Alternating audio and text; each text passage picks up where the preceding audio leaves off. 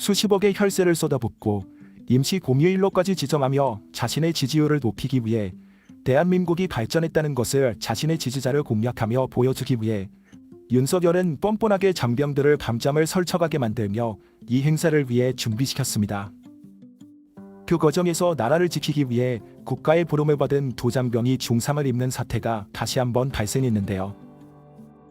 떨어진 군사기를 올리기 위해 이번 행사를 대대적으로 준비했다는 파렴치한 거짓말을 늘어놓았지만 우리 모두는 알고 있습니다. 최상병 사건에 관여되어 있는 대통령실과 김건희, 그리고 청문회 과정에서 드러난 장군들의 부도덕함과 정치군인들의 모습들까지. 군사기를 높이기 위해서는 최상병 사건과 중대장 가혹행위 사건을 하루빨리 명명백백히 밝히는 것이 중요하지만 윤석열은 모든 스포트라이트를 오늘도 자신이 가져가며 주인공처럼 등장해 국민들의 분노를 샀습니다. 그리고 카메라에 포착된 윤석열의 모습은 또다시 모두를 경악하게 만들어 충격을 주고 있습니다. 여기는 뉴스앤드토크입니다. 영상 시작에 앞서 혹시 괜찮으시다면 구독과 좋아요 정중하게 부탁드립니다. 국방부는 30일 국군의 날 행사 준비 중 장병 2명이 부상을 입은 것에 대해 보여주기식 행사라는 지적이 쏟아졌습니다. 전 대변인은 국군의 날 오후 경기 성남 서울공항에서 서울 도심까지 장비와 병력이 이동할 예정이며 경찰 및 관련 행정기관과 긴밀히 협의에 필요한 교통통제와 병력 인솔이 안전하게 이루어질 것이라고 말했었지만 시민들의 불만이 계속됐는데요. 1956년 제1회 국군의 날 기념 행사로 시작된 시가인지는 1968년 이후 5년마다 열렸고 제후공화국 때는 1980에서 1984년 동안 5년 연속으로 개최되었습니다. 이후 45년마다 시가엔진이 있었으나 2013년 이후로는 시가엔진이 없었고 윤석열 정부는 지난해 10년 만에 서울 숭례문에서 광화문 구간에서 시가엔진을 재개했습니다. 국방부는 지난해 99억 원, 올해 79억 원을 들여 도심 시가엔진 등 국군의 날 행사를 진행하고 있으며 도심 시가엔진을 2년 연속으로 개최하는 것은 52호 처음입니다. 물론 자랑스러운 대한민국이 개발한 괴물미사일 현무를 포함해 전 세계로 수출되고 있는 우리 기술력과 국방력은 분명 자랑스러워할 만한 일이지만 우리 국민들은 52후 최초의 무력 자랑이 결코 반갑지 않습니다. 국군의 날을 맞아 서울 도심에서 시가엔진이 열리는 가운데 시민단체들이 군사독재 시절 권위주의적 발상으로 기획된 군사 퍼레이드라며 강하게 비판했습니다. 참여연대와 전쟁 없는 세상 등은 이를 논평을 내고 국군의 날 시가엔진은 윤석열 정부의 실패한 군사대결 정책을 정당화하기 위한 선전용 행사에 불과하다며 더는 진행돼서는 안 된다는 입장을 밝혔습니다. 정부는 지난해 10년 만에 시가엔진을 부활시킨 데 이어 2년 연속으로 서울 도심 시가엔진을 추진하고 이날을 임시공휴일로 지정하기까지 했습니다. 이들 단체는 취임 이후 대통령이 나서서 전쟁 불사를 주장하고 힘을 토한 폄하를 강조했지만 그럴수록 군사적 위험은 더욱 고조되고 있다며 남북 간 우발적인 충돌이 일어나고 전면전으로 확대되는 것을 제어할 장치가 윤석열 정부에 있는지 의문이라고 지적했습니다.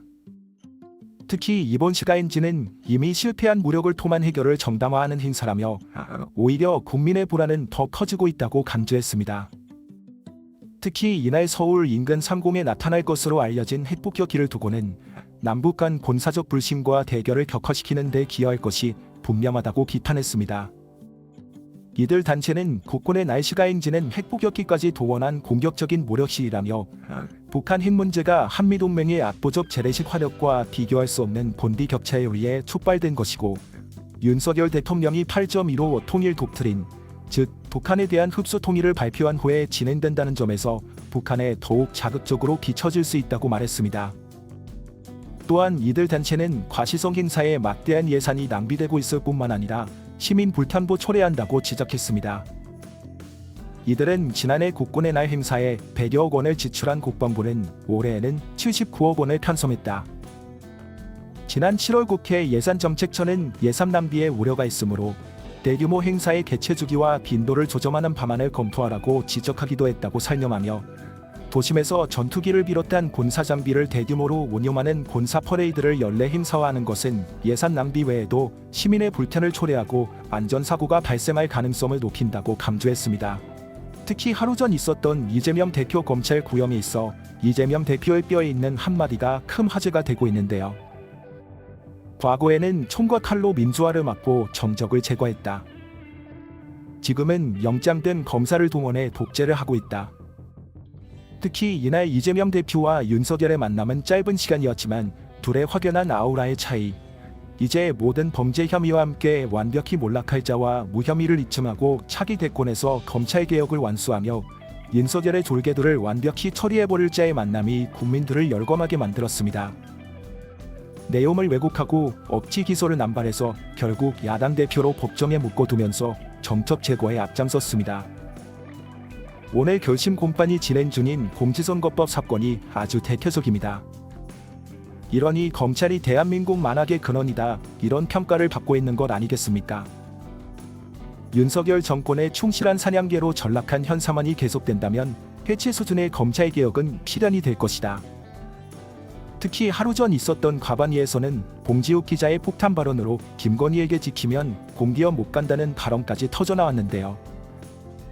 검찰은 이런 취업 청탁, 인사 개입에 대해서는 수사를 하지 않는 것에 국민들은 더욱 큰 분노를 느낄 수밖에 없는 것입니다.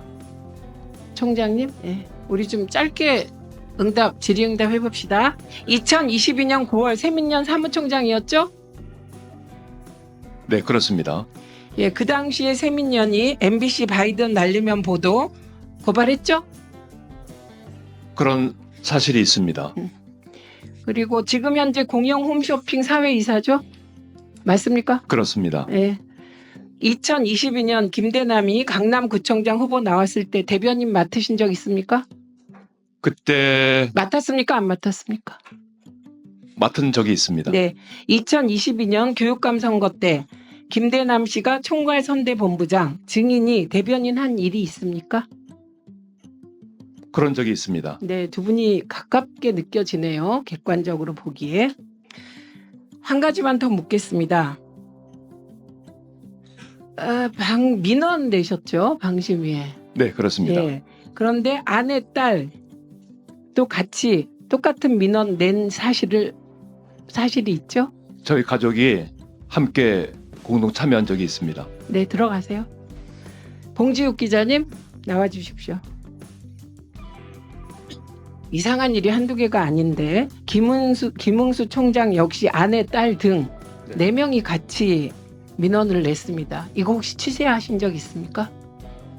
그러니까 작년 9월 4일 방송 민원도 이제 김웅수 사무총장 일가족이 먼저 냈고요. 9월 23일쯤 통신 민원, 저희 뉴스타파에 대한 처벌을 해달라고 낸 그 통신 민원도 김웅수 사무총장의 일가족이 가장 먼저 냈습니다. 그러니까 사실은 통신 가짜뉴스 신고센터를 유일임 위원장이 만들었는데 현판식이 걸리기 전전날에 어떻게 알고 민원을 냈더라고요. 그리고 제가 알기로 그 유일임 위원장과 김웅수 세민년 사무총장은 KBS 입사 동기로 알고 있습니다. 예. 다시 김웅수 총장님 잠깐만 나와 주실래요? 그 마이크를 좀 주실래요? 안 나오셔도 되는데. 네. 이 자리에서 위증하시면 처벌받습니다. 다시 네네. 고지 드립니다. 네. 네.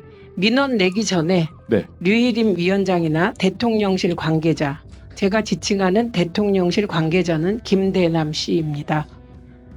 연락하거나 그 전에 만난 적 있습니까? 정확히 답변하세요. 네. 저는 지금 언제를 지금 네라고 하신 건 무슨 뜻입니까? 시기를 여쭤보고 있던 겁니다. 정확히 언제쯤을 말씀하시는 겁니까? 민원 내기 전에 네. 방심위에 네네. 민원 낸 후 혹은 그 전후에서 류일임 위원장이나 대통령실 관계자, 구체적으로 김대남 등과 연락하거나 만난 사실이 있으십니까? 그런 기억이 없습니다. 네, 안 만나셨어요? 네, 이게 위증하면 처벌받습니다. 들어가십시오. 네. 지금 봉지욱 기자님, 김웅수 씨가 답변하는 거 들으셨죠? 네. 그 답변 어떻게 생각하십니까? 저희가 뉴스타파 한겨레 비롯한 저희 언론자가 공동 취재단이 계속 취재를 하고 있는데요. 대통령실이 그 MBC 등 비판 언론 단체를 고발 사주한 사실에 이제 김웅수 세민년 사무총장이 연관되어 있고, 그리고 또 그 방심위 유일임 위원장을 비롯한 청구 민원 사건에도 김웅수 최민현 사무총장이 연관돼 있습니다. 그래서 저희도 이 두 사건에 상당한 연관성이 있다고 보고요. 본인은 지금 아무 관련이 없다고 하시는데 저희는 그렇게 생각하지는 않습니다. 아마 저희가 이제 오늘 다 말씀을 못 드리겠습니다. 저희 모레 뉴스타파에서 보도할 예정입니다. 아, 그렇습니까? 김웅수 총장이 공영 홈쇼핑 사회이사가 됐어요. 네. 그러니까 이 정부 들어서 이게 특이한 현상 중에 하나는 김건희 여사를 적극 옹호하거나 예를 들면 가정주부 운운한 분 그리고 김건희 여사를 무슨 시집 출판 기념회 같은 행사에 초대하거나 이런 분들이 꼭 보상을 받아요. 이 김대남 씨의 경우도 MBC 바이든 날리면 보도 관련하여 고발한 데 대한 대가라는 의구심이 있습니다. 어떻게 생각하십니까? 뭐 그렇게 볼 수도 있지만 이제 그 41개 서울의 소리 이명수 기자가 그 41개 음성 파일을 갖고 있고 저희도 이제 진작에 제가 제공받아서 제가 쭉 내용을 봤는데요. 대통령실 소속 그 비서관 직무대리가 총선에까지 나간 분이 단 한 번도 윤석열 대통령 얘기를 하지 않습니다. 계속 김건희 여사한테 잘 보여야 돼. 이원모 전 비서관 때 전략공천되는 바람에 내가 후보에 밀려났지만 여사한테 잘 보여야 돼. 나 여사한테 찍히면 어떡하냐. 공기업도 못 가는데. 그렇게 얘기하고 결국에는 실제로 그 얘기를 하고 공기업 관련 취업 얘기를 계속하다가 실제로 지난 8월 3일에 서울보증보험 상임감사로 갔잖아요. 그때도 그 전에도 이미 계속 여사님 타령을 하고 있거든요. 실질적으로 이제 저는 대통령실의 민낯을 보여준 거다 이렇게 보고 있습니다. 네,